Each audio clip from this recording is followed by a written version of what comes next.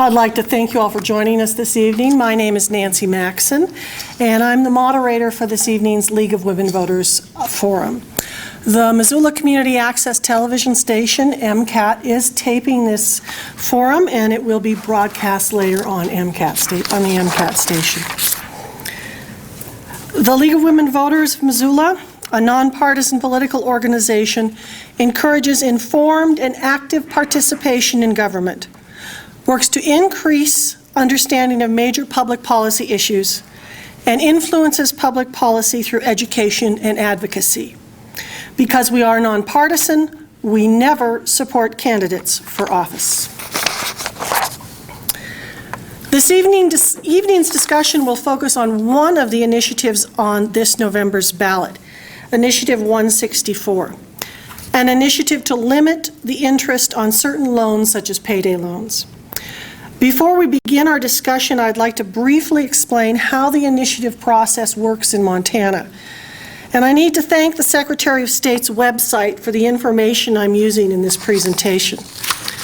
I'd strongly recommend you visit the site for additional information on all things election.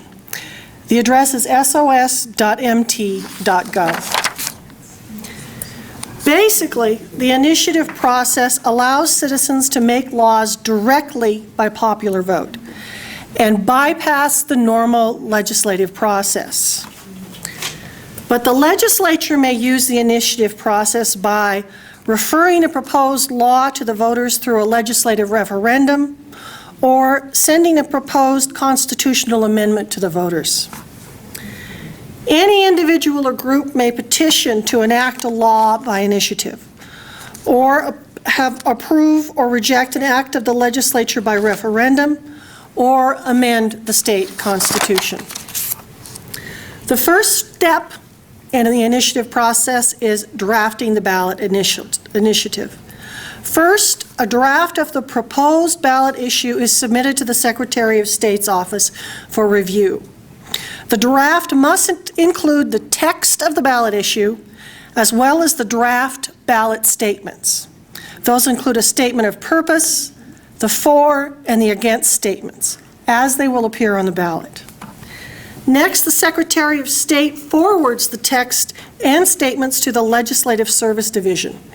This agency reviews the proposal for clarity and consistency, for conformity with its bill drafting manual, for other legal requirements, and if necessary, makes recommendations for revisions of the text or statements. The individual proposing the ballot initiative then must respond in writing to legislative services, either accepting, rejecting, or modifying any revisions. The final text of the ballot language is sent back to the Secretary of State, who forwards it on to the Attorney General's office. The Attorney General completes a legal review, and they have 30 days to complete that review. And then the ballot issue goes back to the Secretary of State. The Secretary of State then notifies the individual proposing the ballot issue of either the approval or the rejection of the ballot issue. And once the Secretary of State approves the ballot issue, it may be circulated for signatures. Collecting signatures is where many of the proposed ballot initiatives fall short and don't qualify for the ballot. To qualify, signatures must be obtained of 5% of the total number of qualified voters in the state, including 5% of the voters in each of 34 legislative House districts, which is a total of over 24,000 signatures.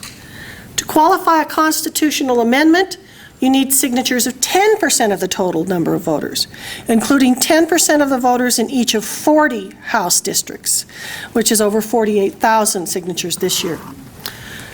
A person who gathers signatures must be a resident of the state of Montana, and they may not be paid anything of value.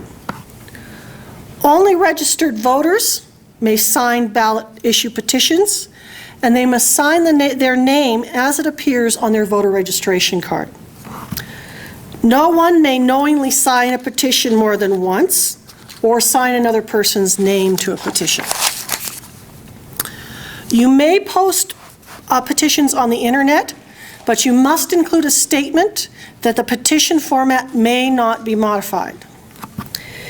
Each sheet or section of a petition must include an affidavit from the signature gatherer who was present at the time each person signed. As the signatures are gathered, each petition must be submitted to the election administrator in the county where the signatures were gathered for verification of those signatures. The county election administrators then send all certified petitions to the Secretary of State's office. Finally, the Secretary of State's office tallies the signatures and determines if they are sufficient to qualify the issue to the ballot. Next comes making the case, which is what we're doing tonight. But I'm only going to talk briefly about what the Secretary of State requires, because these are the legal requirements. The sponsor of the ballot issue is asked to prepare an argument in support of the issue for use in the official state voter information pamphlet, and that is available at the Secretary of State's website. Then certain elected officials will choose individuals to prepare an argument against the issue, and then each side will have the opportunity to provide a rebuttal. Arguments and rebuttals must be factual statements. Proponents and opponents to the issue can campaign across the state in a variety of venues, including forums like this one this evening. Then we all vote. And if the ballot issue passes, it becomes part of state law or the Constitution. All of the ballot initiatives proposed for this year, including those that did not qualify for the ballot, as well as those from previous years, are on the Secretary of State's website. So it's a very nice tool for comparing what makes it, what doesn't make it, what's been tried in the past. On this ballot, we have 4 initiatives. The first, CC2, is a call for a Montana Constitutional Convention. Our Constitution requires us to vote every 10 years on the question of holding an unlimited constitutional convention. CI 105 is a constitutional amendment that will prohibit any new tax on the sale or transfer of real property, and this is sponsored by the Montana Association of Realtors. I-161 is an initiative to change how hunter access programs are funded. And I-164, which we will be discussing this evening, will limit the annual interest, fees, and charges certain lenders may charge on certain loans and contracts to 36%. This is the summary of the initiative as it will appear on the ballot. We have copies of the complete initiative on the table at the back of the room, as well as the pro and con arguments, the basic arguments on paper at the back of the room also.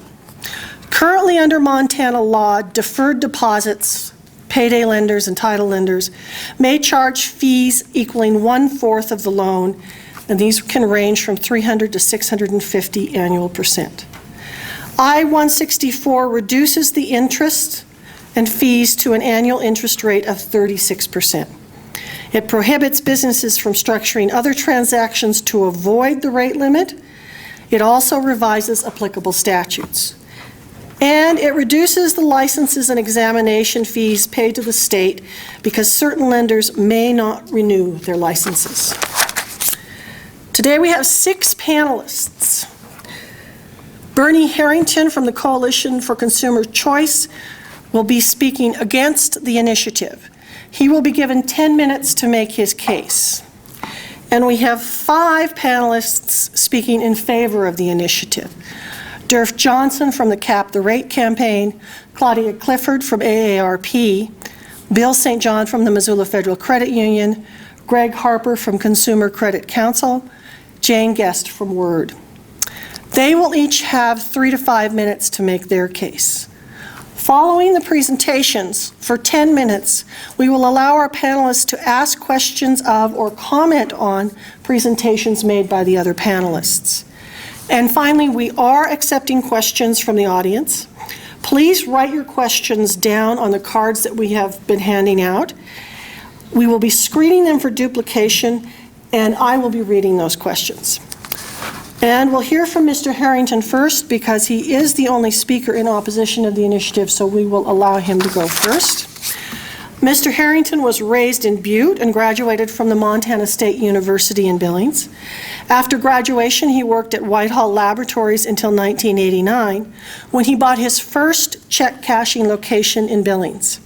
He now owns 6 check cashing businesses employing 39 people. He has been president of the Montana Financial Service Centers Association Trade Group for 12 years, and is a member of the Financial Service Centers of America National Board. So, Mr. Harrington, welcome.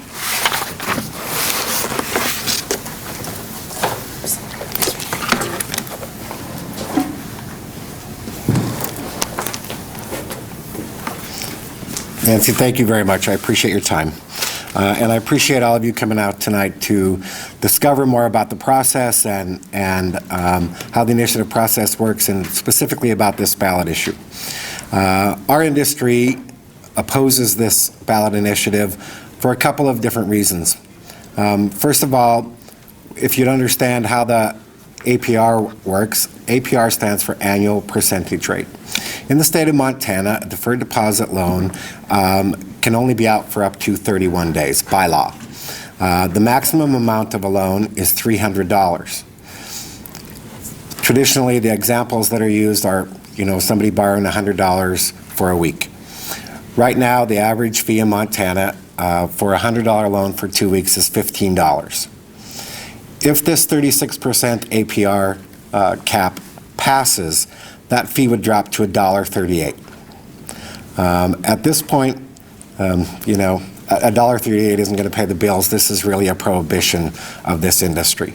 It is not a regulation bill. It's not anything else. It's a prohibition of the industry. And frankly, our group is named the Coalition for Consumer Choice because I think that's what the proponents of this bill are doing. They're basically saying a couple of things. One is that every legislature that's looked at this since 1999 and has voted it down on a bipartisan basis has made a mistake and didn't look at the issue closely enough when it's been looked at in 6 different legislative sessions, and the it's never made it out of committee, this language. The other thing that they're saying is that Montana consumers really aren't intelligent enough to run their own business lives, and so somebody has to step in and regulate them so that they don't have this choice anymore, because this is a limiting of a credit choice. In today's economy, when banks and other financial institutions are charging up to $35 to bounce a $5 check, it makes the $15 that we charge on a $100 loan look pretty small. I'm not sure exactly what the average check is that's bounced in the state of Montana, but I think the average check is under $100. And so what you see happen when this kind of rate cap goes into play and these lenders go away is that the consumer loses that credit option, and they're really damaged because their cost of credit goes up dramatically.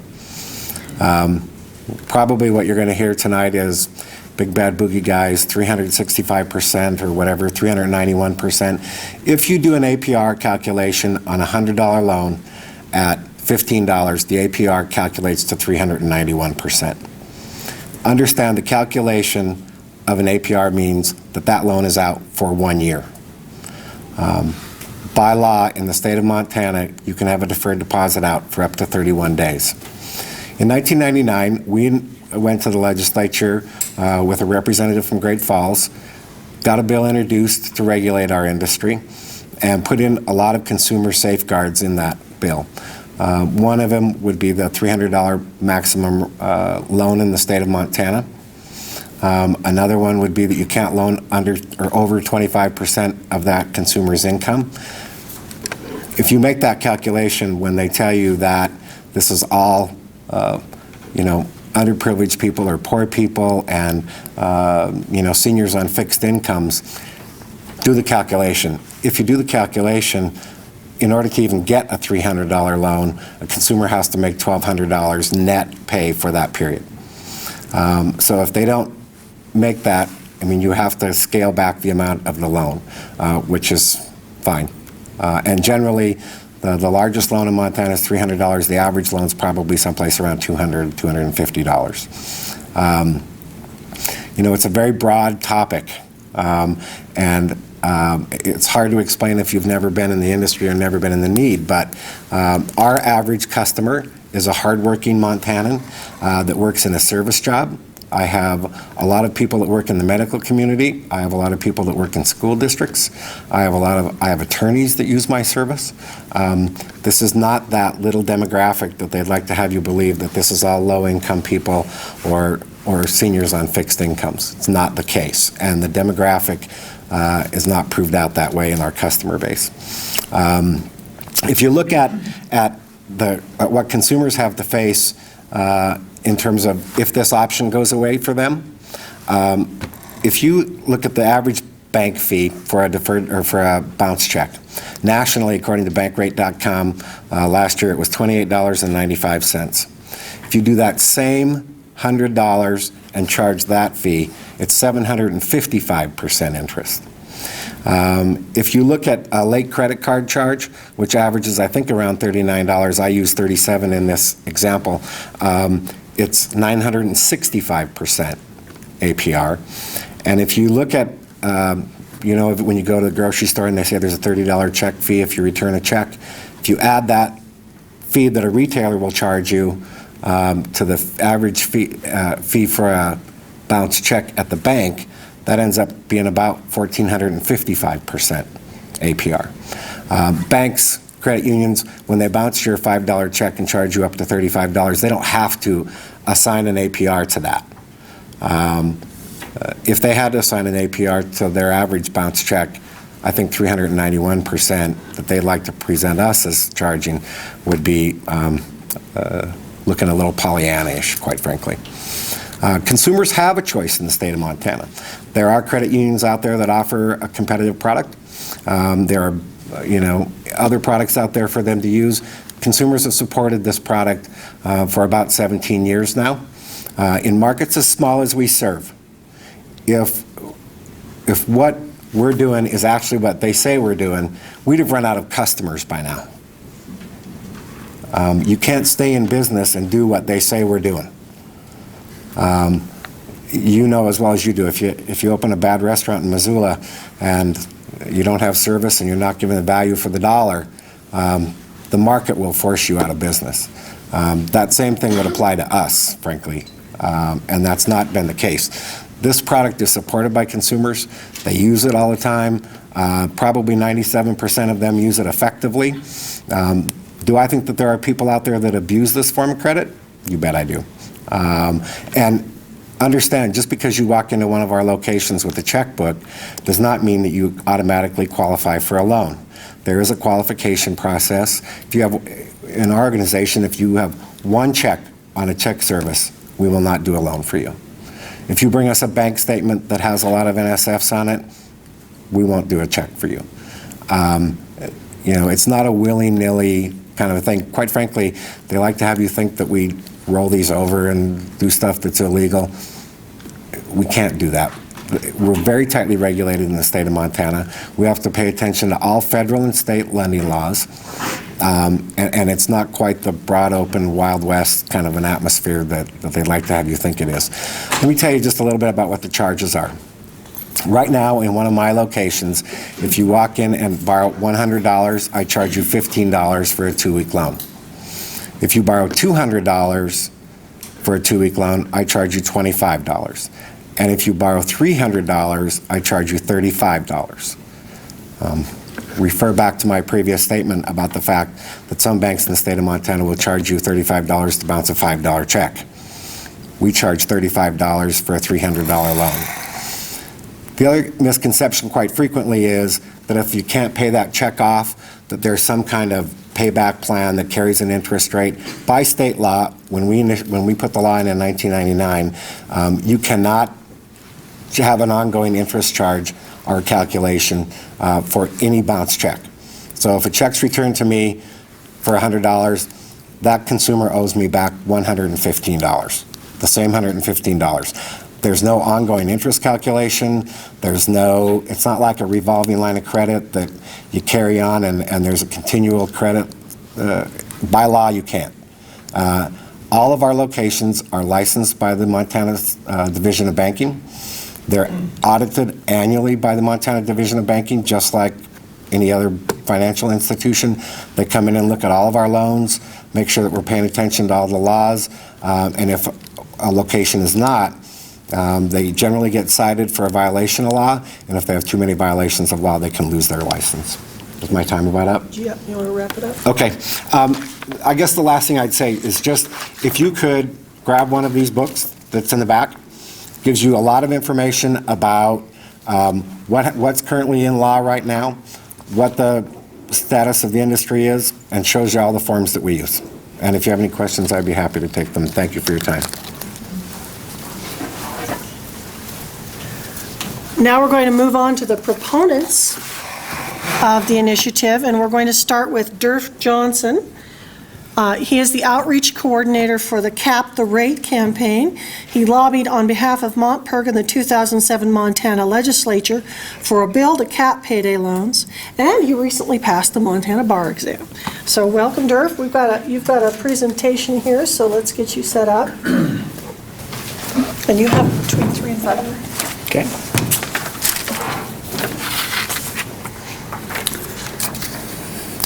Thank you. Again, my name is Durf Johnson. What I'm going to be able to do today is provide everybody with a somewhat broad overview of the Cap the Rate campaign and I-164, and then other panel members will be able to fill in a little more details on different parts of it, and I'll be able to answer some questions after we move on. Again, my name is Durf Johnson. I'm the statewide outreach coordinator for Cap the Rate. I've been in this position for about 2 or 3 months, and I want to explain a little bit about what Cap the Rate is about. We're a pretty broad coalition. We have representatives from seniors, labor, women's group, faith leaders, consumer groups, community leaders, and I'll bring up a slide later that'll explain all of the different organizations who belong to Cap the Rate, so you can see it.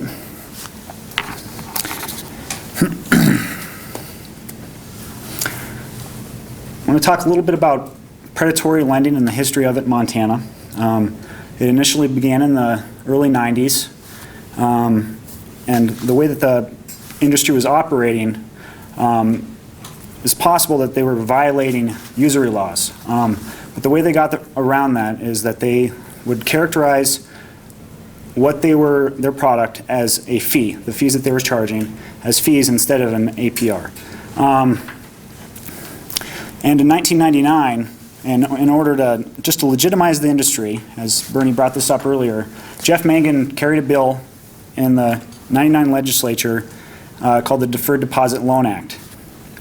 And what that basically allowed was for payday lenders to charge 25% of the principal of a loan up to 30 days. And that translates into a 650% APR. And a 2-week loan would translate into a 300% APR for excuse me. And then in 2001, Mangan similarly passed the Montana Title Loan Act, and that had very similar rules and basically set a 300% interest rate APR for car title loans. A lot of organizations, a lot of people recognized this as being a problem. The industry was predatory.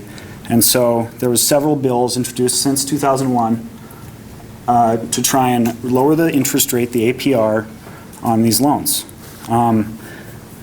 I had the fortune of working with John Parker in 2007 on this, and it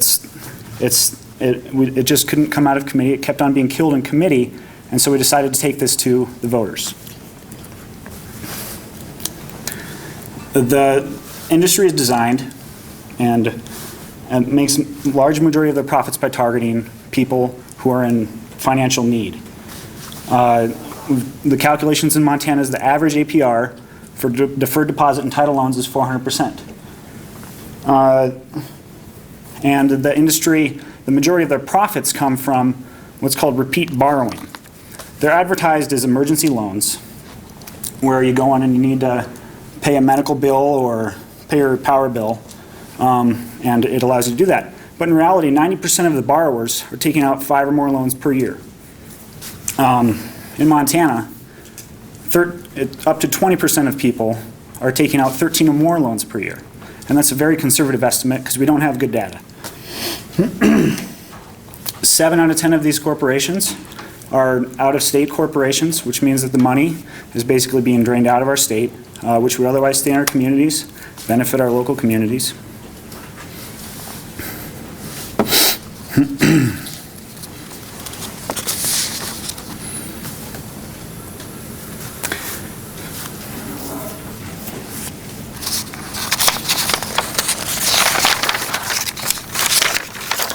Now,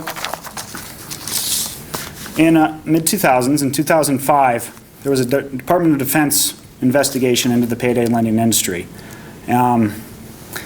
Basically, what they found in this report that they published was that the payday lending shops, they were setting up around military bases, and what they were doing is they were harming our military readiness. They were causing stress on families, and they were ultimately compromising the security clearances for our military personnel because they were so cash-strapped. Congress recognized this report, and there's actually now a national 36% cap on all any military family in the United States. Finish up? Okay. Similarly, there's a cap in 17 states, similar to the one that we're proposing here in Montana. Skip that slide. And briefly, this is what I-164 is going to do. It's going to cap paid-in car title loans. It's going to close any loopholes so that it's an effective piece of legislation, and it's going to become effective in the beginning of 2011. And this is a list of the different organizations that are part of the Cap the Rate campaign. Thank you. I'll get it. Next, we have Claudia Clifford as a proponent of the initiative. Claudia has been the advocacy director for AARP of Montana since 2004. For 10 years, she was involved with financial consumer protection issues through the Office of the Commissioner of Insurance and Securities. AARP is an active on a number of financial protection fronts, including as a proponent of I-164. So. Thank you, Nancy, and thank you to the League of Women Voters for holding this forum on this issue.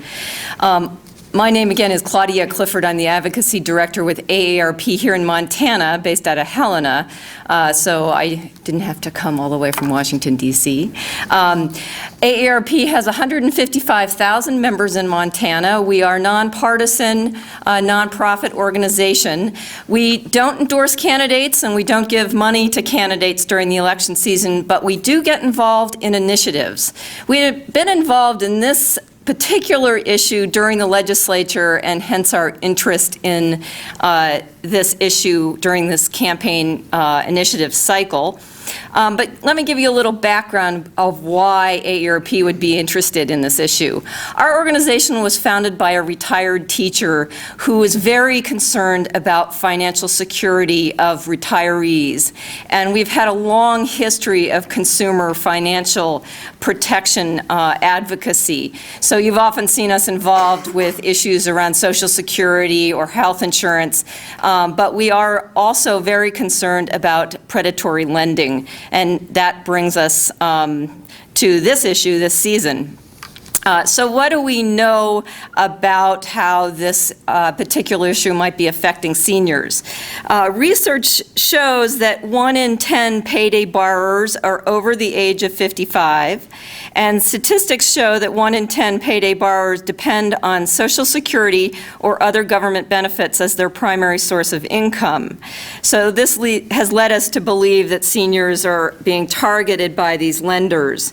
But I want to bring up another sort of just family angle to this. We hear from members about the hardship of debt trap to their family, and often family members who do fall into bad lending problems and debt problems turn to those and their family members that might be able to help them out. So this becomes a real family issue to Montanans, and again, another reason why we're involved in this issue. We're involved also because this is a very broad coalition of interests, from the Montana Catholic Conference to the Center on Responsible Lending, the Montana Community Foundation, Teachers Association, Rural Dynamics, and Credit Counseling Services, and more.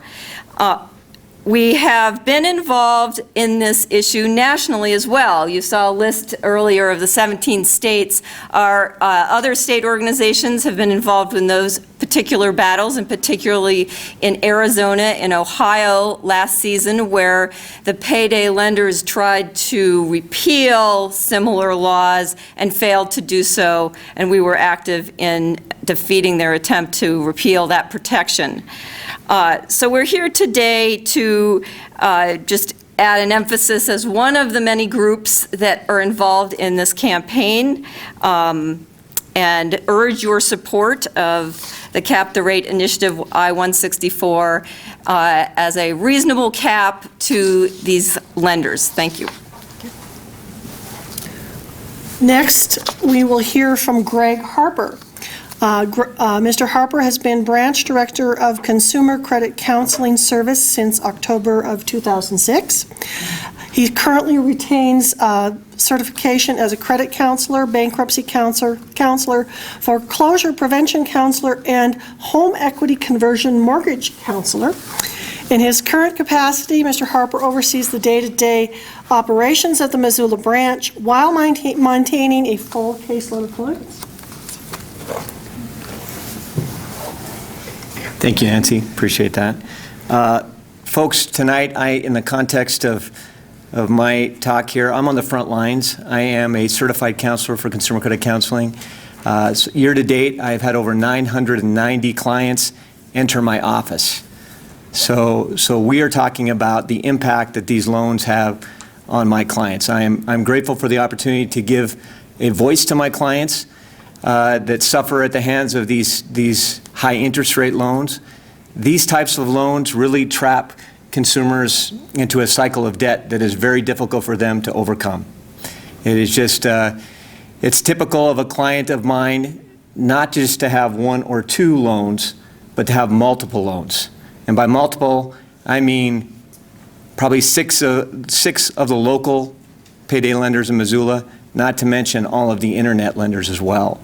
So what I see is a very good, difficult situation where this initiative will certainly probably not solve the issue of high interest rate issues, but it certainly will mitigate the collateral damage caused by these high rates. Thank you very much. Next is Bill St. John. He's an employee of the Missoula Federal Credit Union, and he specializes in short-term loans. Thank you, Nancy. I'd like to thank the League of Women Voters for having this forum this evening. My name is Bill St. John. I'm the Vice President of Commercial Lending for Missoula Federal Credit Union.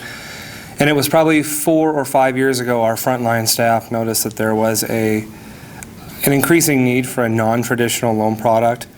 Both my friend and colleague Julie Meister, who is the Vice President and Branch Manager of our Reserve Street branch, attended and graduated from CUNA Management School, her in Pomona, California, and me in Madison, Wisconsin. And at that time, alternative loans were a hot topic for credit unions.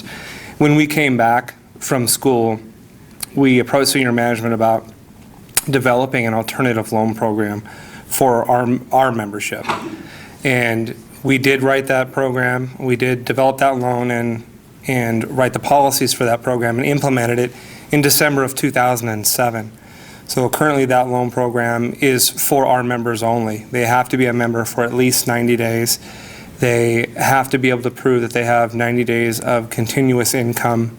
We are capping the interest rate at what we can for a federal credit union at 18%, and they have up to 90 days to repay that loan.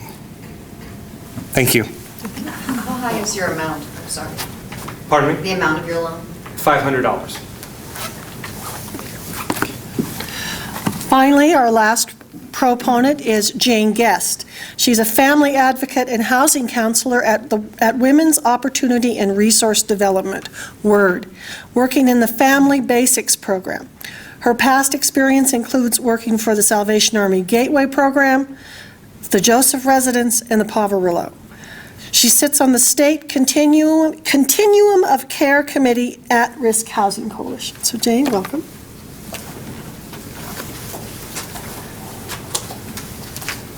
Thank you. I get the fun part. I get to deal with the families on a day-to-day basis. And I have to say that over the last few years, there's been a change in the clientele that I've been serving. They are homeless or at risk of being homeless, but they are also, at one point in their lives, maybe have made $50,000 within the last 360 days. So it's families who have recently fallen into homelessness. So I'm going to tell you about two of my families. One is a mother, about 34. She has 3 children, colon cancer. She's living on child support. She has a Section 8 voucher, Medicaid, food stamps. All of those types of programs are in place and working with her. Her budget is extremely tight, as you can imagine, living on about $590 a month. So birthday time comes and every kid deserves a present. She has 2 children who have the birthdays in the same month.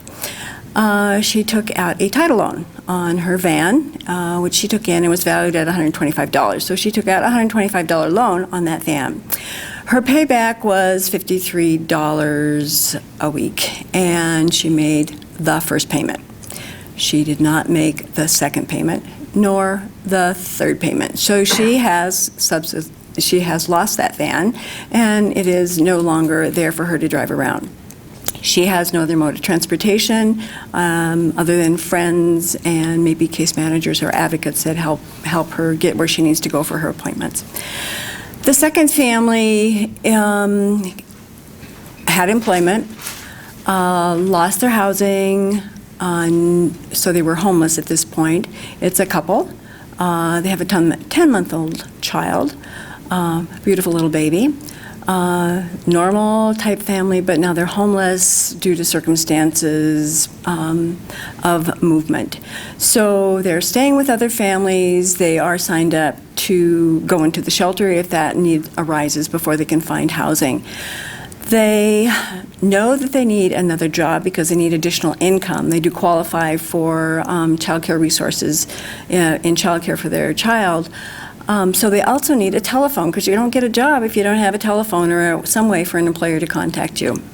They have taken out a payday loan, so they have a bank account. The payday loan was for $300, so therefore you know that their income was at least $1,200 for the month. They paid off their bill for their phone. The check they wrote to pay that back was $420 due in 2 weeks. That took a whole paycheck. So what happens then? They heard about payday loans through his family, who had taken out several over the course of years. Their budget became very tight. They stuck to their guns. They stayed with families. They stayed in the shelter. And they started saving every dime they could in order to get up a rent and deposit. So it took them about 3 months to get back on their feet with 2 jobs. And luckily, they are now doing all right. It's been way more than 3 months at this point in time. But this is what they face, and this is what they go through. And it's not easy choices that families make, and it's hard to get back on track. And I always tell people that, but for the grace of God, it could be any one of us here in this room. All it takes is our jobs ending. And our children, our parents, our friends, relatives, they walk through my door all the time. It's really an eye-opener. So it's great to work with these people and help them when we can, and all these agencies do help out. Thanks. If you have questions for anyone on our panel, we ask that you write them down on the cards provided, and Gladys Harden, our president, will pick them up, and we will be screening those for duplication. But before we get to the audience questions, we're going to allow our panelists to comment on or question their fellow panelists, and we're going to allow Mr. Harrington to start out. So if you can just go ahead and stay there, and if you have any questions or comments for the other panelists. I guess I do have some observations. And maybe if I could just start going, can I stay down the line? Derf, I have a question. You talked about we were a fee-based industry, and we should always have that be expressed as an APR, yet you don't advocate the same thing when a bank does it. And so I'm confused about that. Right now, both U.S. Bank and Wells Fargo have the same product. They are regulated nationally, so it's not something that we can regulate here in the state. But if that was to happen, that this initiative passes, the local lenders who are regulated by the state would go away, and you leave the consumer to face what they will with the 2 major banks and internet or online lenders, and I'm not sure that's a viable option for them. You use the phraseology about us targeting folks, and I've never been able to get from anybody from the other side exactly how we target people. I mean, I think that they like to make the case that if there's a military base or something, then they may locate around a military base. But I think if you look at who locates around any busy part of any town, you're going to find more than just lenders there. You're going to find fast food restaurants and drugstores and whatnot. So I'd like to have some discussion about how we target them. You made a point in your presentation that a $300 loan can cost $800 by the time it's done. And I'd like to have some verification of that. The last point for you is you seem to make, and the other side makes a big point about the fact that 70% of the lenders that are licensed in the state of Montana are from out of state. And that in 2008, the industry gross revenues were about $9 million. Last year, they were about $7.5 million, according to the Division of Banking reports.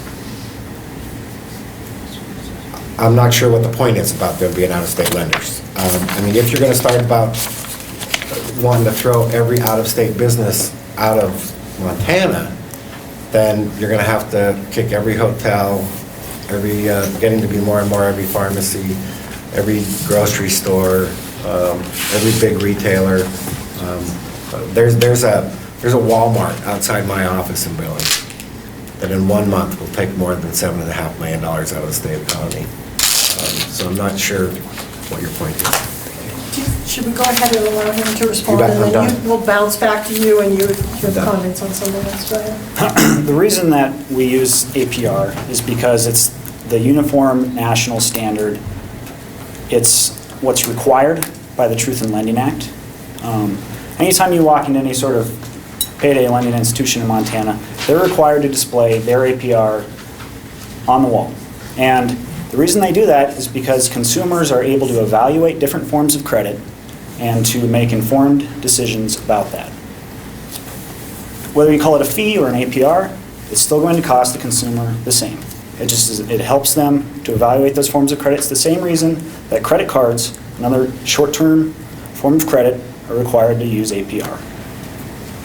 But my question is, you don't advocate the same thing for banks, whether they're state or federally chartered.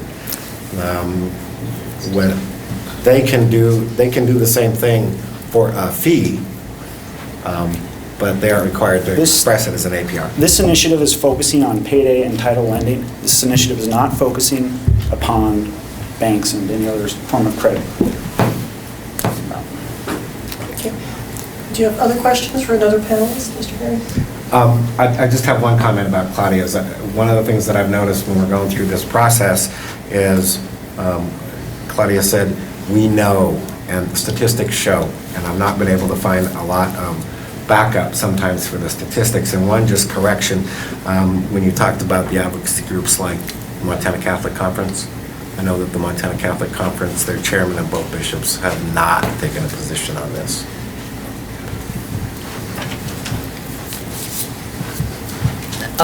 The Montana Catholic Conference has endorsed this initiative. Their as I executive know, may so. have said they have, but the people on their board have not. And the other thing that bothers me about this, whether you talk about the teachers union or any of those folks, to me, if you're going to advocate for a position in one way or the other, you should have information from both sides. And none of those organizations ever called and said, could you make a presentation about what the industry really does and what the face of the industry is and how it works and stuff. So it rings a little hollow with me when they advocate for a position, but they only analyze one side of it. Well, we've tried to closely analyze this issue in both when it was an issue before Congress with the military families, and Congress was convinced that this was harmful for military families, so they have capped the interest on these kinds of loan for military families at 36%. And essentially what we're just saying through this initiative is we want to extend that protection to all Montana families, not just military families. Obviously, Congress was looking at one specific targeted group. We know and we believe that 400% is harmful for all Montana families, so that's why you have this initiative to vote on. Any further comments or questions to your fellow panelists? I do. Okay. Mr. St. John, you guys do a great job. Your product is a good product, I believe. I think that the credit union movement is good for the consumer, and I think that you do a nice job. I think that the difference is sometimes there are restrictions put on that, and you led with some of those about having to be a member for 90 days and Yes. and those sort of things. The problem with those kind of restrictions sometimes is that these are often unforeseen things that happen to consumers, and if your child needs a medical bill or has a medical bill or your car needs to be fixed, sometimes they can't wait 90 days. But I think your product's good and you do a nice job. Thank you. Mr. Harper, you talked a little bit about this cycle of debt. I often think about and would be interested in, frankly, seeing in your consumers what the rest of the debt portfolio looks like for those consumers. The feeling I get may be incorrect, but the feeling I get is if a consumer walks in there and they have credit card debt and they have a hospital bill and they are in over their head on their mortgage payment and whatever, the minute we see one deferred deposit loan in there, that gets pointed to us and see that's what happened right there. And I'd like to have, at some point, some debt counselor come in and honestly say, here's what our debt portfolio looks like for these consumers. Do I think that there's probably some debt from some of our borrowers in there? Undoubtedly. And we would work with them. I have never, in 20 years, taken anybody to court over a deferred deposit loan. We try and work with consumers for 90 days before anything ever happens to them. Make a payment, come in and pay me $5 on your debt, make your payment when you're supposed to, I don't care. But live up to your side of the bargain. If after 90 days the consumer's unresponsive, then we will turn them over to a check collection service or somebody like that, just because they haven't been responsive to us. If your organization or any others would talk to me, I don't have any trouble working with your organizations. And we see that in our particular company, about 3% of our checks that go bad, that we'll work with anybody to help pay that off. Any further comments from any other panelists? I have a question for Mr. St. John. First off, are you aware of any other credit unions in the state that offer similar alternative loan products? And are you also familiar with any programs that the Montana Credit Unions for Community Development? Are you familiar with that program at all? I am not. There are a number of credit unions that do offer an alternative loan program in Montana. I wish I had that sheet with me. If I might defer to Julie a little bit for help, there's probably 10 or 12 credit unions that offer alternative lending programs in Montana. Geographically, are they distributed all over the state, or? It depends. Credit unions are all formed differently. It could be you're a member of a police association or a hospital. Ours is a field of membership to where you need to either live or work in Lake Missoula or Valley County to be a member, which enables you to have a loan. I have a question for Mr. Harper. I was just curious if you had any kind of statistics about, or even an anecdote of how long it takes some of the folks you counsel to pay back loans and how far in debt they are once they've incurred 5 or more loans in a year. Well, yes, and I think that, and to add to Bernie's comment, I think that the people that I see, obviously I've been doing this for over 4 years, and so have quite a lot of people that come into my office, and there are local people that we work with, but the internet loans that are out there, are aggressive and they're not going to work with people. In terms of the average person that has a loan, multiple loans of 5 or more, they don't work that out. They end up working that out by capitulation, by bankruptcy. So, I mean, at the end of the day, they don't have enough cash flow to service the debt at any level. So we discuss options for them, but also at that time, if there are local companies that I do work with, at that point, given an opportunity, those folks will respond, and in some cases, they immediately eliminate the interest at that time and let me make payments on principal only. So, but typically, again, when we're looking at the aggregate sense, and we, my company, Consumer Credit Counseling Service of Montana and Wyoming, Rural Dynamics, out of Great Falls, we hold those statistics. For me, in Missoula, I don't have those statistics at hand, but there, the people I do see, it is problematic as far as abuse, with all forms of credit. But typically, because the payday lender, when I see somebody, it's just not 1 or 2, it's multiple, and it's quite a bit. Could I just? Yeah, absolutely. Okay, well, you finish up, and then I would like to get to the audience questions. Okay. Greg, if somebody has 5 payday loans out, if they have the maximum amount out, that's $1,500. I'd be interested to know, I think some lenders would work with you to pay that off. I'm not sure anybody would be pushed into bankruptcy by $1,500. And again, you talked about eliminating the interest. By law, there cannot be any ongoing interest calculation.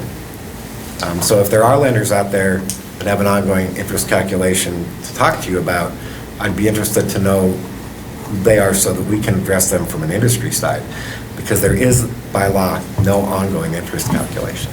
Okay, and that's actually a very good segue to one of our questions that we have, is that if your maximum loan is $300 for 31 days, as you've said, what happens if the payment is late? When you go to do one of these loans, there's two options to pay it back. Either it can go to the bank and be paid off, or the borrower can come in with cash and pay it off. In our organization, if anybody comes in and says, I don't have the ability to pay that loan off, we immediately ask them about working out a payment plan. They can pay it off. At that point, remember, there's still no ongoing interest calculation. If the check is for $100, it's $115. If it's for $300, it's $335 that they would owe back. So if they say, I can pay you $50 a month, then we'll take the payment of $50 a month until the $115 is paid, or until the $300 is paid, or whatever. It's when the borrower just walks away and says, I'm not going to pay it, or they're not responsive, then we generally send it to a check collection service, but not until after they're unresponsive for about 90 days. All right, thank you. This is a question for our credit union representative. Does your payday loan alternative require a credit check or approval? And are the loans available to those with poor credit ratings? Yes, and first I should probably make a clarifying statement that Missoula Federal Credit Union has taken the same stance as the Credit Union League and taken a no stance on Proposition I-164. They are neither for nor against it. Okay. So I need to clarify that. We do not do credit checks for our alternative loans. So if you are a member for 90 days, you can come in, and we do not do credit checks on those. And what was the other part of that question? So you don't do a credit check. How about if if you don't do a credit check, it doesn't matter if they have poor credit, because you're not going to find out because you're not going to do the credit check. Yes, it doesn't matter if they have poor credit. And similarly to you, what happens if that loan is not repaid? We will collect that through normal collection processes. It would be treated just as any loan that we would have, whether it's an automobile loan, a signature loan, a secured loan. So that would go through the same process as every loan we have in our portfolio. Thank you. You stated that there are several states that already have a cap on payday loans. And we have a couple of questions here on how do the companies in those states stay in business if they do have a cap of 36%? It's for everyone. Anyone who can answer, because... I will tell you, and you can actually ferret this out a little bit yourself. They don't. They go out of business. There was talk about Arizona. Arizona enacted a 36% APR rate cap.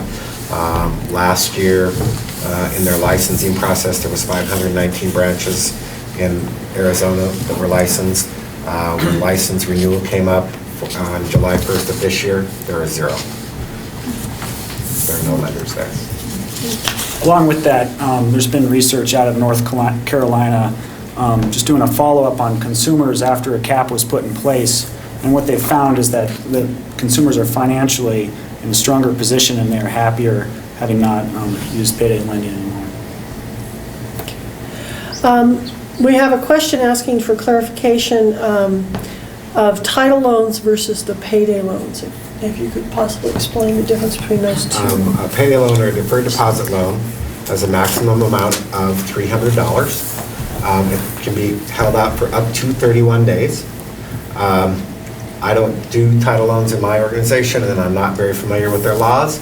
I think that they can do a maximum title loan of maybe $1,500. They do have some different laws in terms of if a payment is unable to be made, those can be extended. I'm not sure how long they are. The difference between them and a deferred deposit or a payday loan is the payday loan cannot be rolled over or refinanced or any of that at all. Along with the title loan, the important thing about that is that even though you can take out a certain amount, what you're doing is you're securing the car as collateral for that loan. So if in fact you default on that loan, the lender is able to basically take your car, and quite frequently the value of that car far exceeds the value of any loan that they've taken out. Some of these I'm having a little trouble with. How many jobs will be lost if this passes? Right now, there are about, I think, 106 licensees in the state of Montana. There's an average of 4 or 5 at every one, there's going to be 4 to 5, $600 jobs. 39 jobs in my operation, probably Okay. 500 or 600 statewide. The reason for high interest is often given as as offsetting the high default rate or the fee charges. Is this true for your business, that you have a high default rate? We don't have a high default rate. Our default rate is in the area of 3 or 4%, I think. But to figure it out, if we charge $15 for a $100 loan and one goes bad, then it takes 6 or 7 loans to earn that back. So it is certainly a focus in our business. What do you mean, 6 or 7 loans to earn Well, if I that lost back? $100 on a particular loan, I lost $100. And so in order to get that back into my company, or make that back up, then you have to, because our fee is $15, so you'd have to do 7 or 8 months to get that $100 back. Into your reserves or whatever? That's correct. Can I add to that? Certainly. A 3 or 4% default rate is high. You will see a bank or credit union fluctuate between 1 and 2%. Now, it's higher now in this economy, but in a traditional economy, between 1 and 2 to 2.5% is a traditional default rate. So 4% would be high. That would be considered high. Thank you. Okay. Trying to read and screen at the same time. Okay. Those opposed state that current law prohibits rollover loans. How do you account for the stories of loaners who have multiple loans? If someone has multiple loans, they don't have them out at the same lender, which means that they've gone to several lenders to take out loans. I liken this to tonight when you got home, probably there was 5 credit card offers in your mailbox. If you choose to go fill out every one of those credit cards and go out then and wait after you get them and max out all those credit cards, you're going to have a credit problem.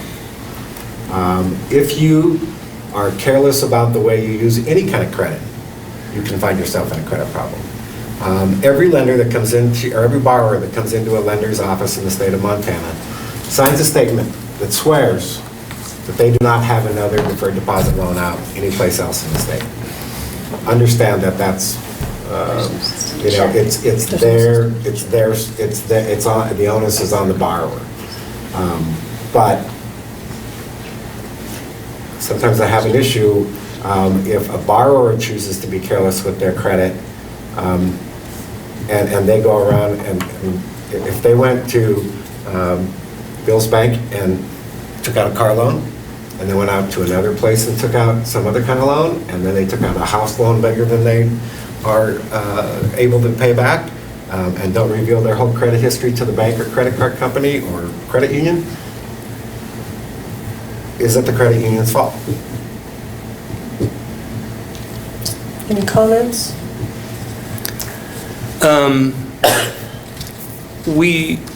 It's going to be different if you're looking at doing a payday loan as opposed to an automobile loan or a home loan. So we're going to take more care in doing that. So we would actually screen some of those out. And we do, if we feel somebody's pyramiding debt, we will turn them down for that loan. So will we. If someone's pyramiding debt on a car loan, if someone's pyramiding debt on an automobile, on a home loan, or a home equity loan, or a signature loan, if we feel they're not a good credit risk, we will turn them down. So will we. So you're running credit checks on people? We don't run credit checks because it doesn't become very economically viable. I don't know what you guys pay for a credit check, but I think the average is someplace around $15. I think we pay $6 or $7. Even at $6 or $7, if we did that volume, when our fee is $15, it becomes economically. We check with, check collection services. We make borrowers bring in bank statements, and if we see that they've got a lot of NSF checks on their bank statements, those kind of things, we won't loan the money. If a borrower is having, at a point where they're in trouble, they're going to have a check on a check collection service or someplace, and so that's oftentimes the reason that we use to turn them down. The other thing we'll turn them down for is if we find out somehow that they have a checkout with another lender, we'll also turn them down. Is there an alternative to repossession entitlement loans? And what if the car is damaged or in an accident or the car has major problems? Not really confident to answer the question. I think that most borrowers would by far wish to, and I'm sure that you do too, Mr. St. John, if you have to repossess a car, you would way just as soon work out a plan where that borrower can pay that money back, but take possession of a car, even if it's in good shape, because then you have to turn around and do something with the asset. But with the title loan, they often only owe a few hundred and the car's worth several thousand, so they'd much rather just take the cars and sell them, quite honestly. And I don't know about that I part. mean, that's what happens. I've been a legal aid lawyer for 13 years, just so Okay. that. And this will be our final question. Are getting a short-term loan or writing a bad check the only alternatives for short-term need? And I'll throw that to anybody. Anyone. A short-term loan or writing a bad check the only alternatives to a short-term need? I think that depends on your creditworthiness. Everyone in this room has a different ability to borrow money. So it depends on that individual's ability to borrow money. I mean, the worse your credit is, the lower your options are. But oftentimes, even if they have good credit, where do they go to get a small dollar short-term loan? I would say unfortunately, it does come down to friends and family, and that's one reason why we want to prevent people from getting into bad cycles of debt. So do we. Okay. Well, I'd like to thank our panelists this evening, and I'd like to thank all of you for attending this forum and MCAT for videotaping it. Don't forget to vote on November 2nd. If you're not registered yet, we have voter registration cards at the back of the room. And you may register now at the Missoula County Courthouse until October 4th every weekday from 8 a.m. to 5. Or register after the 4th through Election Day, November 2nd, at the Missoula Fairgrounds Fine Arts Building from 8 to 5 weekdays. The voter information pamphlet that we mentioned is online in PDF format, and copies will be arriving in voters' mailboxes within the week.